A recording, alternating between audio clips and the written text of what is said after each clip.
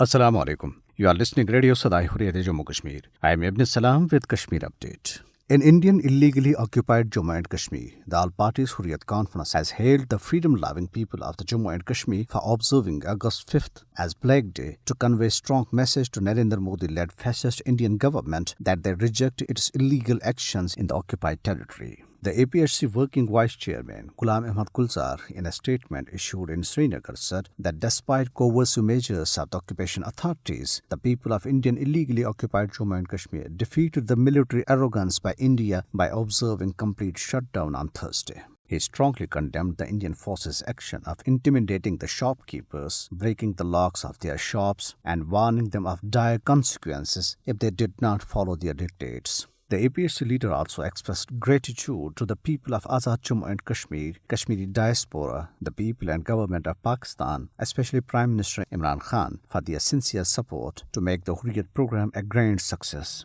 He said the people of Kashmir never feel isolated in leading the ongoing resistance movement to its logical conclusion as long as Pakistan and its people continue to support them on moral, political and diplomatic fronts. South African leader Mandela Mandela and Prince Dlamini have paid tribute to the people of Indian illegally occupied Jammu and Kashmir on Yom-e-Istihsal, observed across the world on Thursday, the 5th August. Mandela Mandela, the grandson of great Nelson Mandela, in a video message stated that the struggle of the Kashmiri people is their own and the South African people send a message of peace and security to the Kashmiris.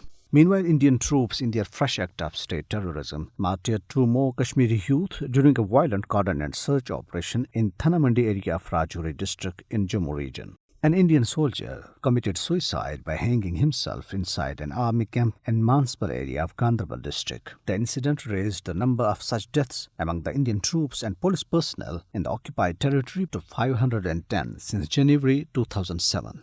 The members of People's Alliance for Gupkar Declaration at a meeting in Srinagar expressed concern over the prevailing situation of Indian illegally occupied Jammu and Kashmir and reiterated the resolve to continue their struggle for restoration of Kashmir's legitimate rights. Separately, National Conference President Dr. Farooq Abdullah, addressing a party meeting in Srinagar, termed the August 5th decision as a violation of sovereign promises made by India to the people of Jammu and Kashmir.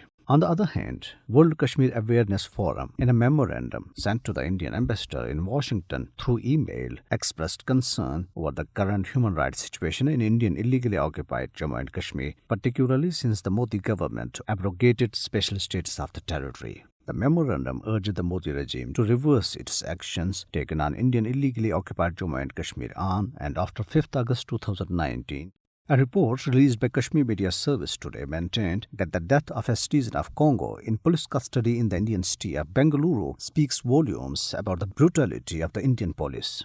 Joel Shindani Malu, a Congolese student, died in custody a day after he was falsely detained by the police in Bengaluru on Sunday. The report said custodial torture in police stations in India is a common practice as police brutality, torture and extrajudicial killings surface every now and then across the country. And this is for now. Have a good night and keep listening Radio Sada Hurriyat Jammu Kashmir.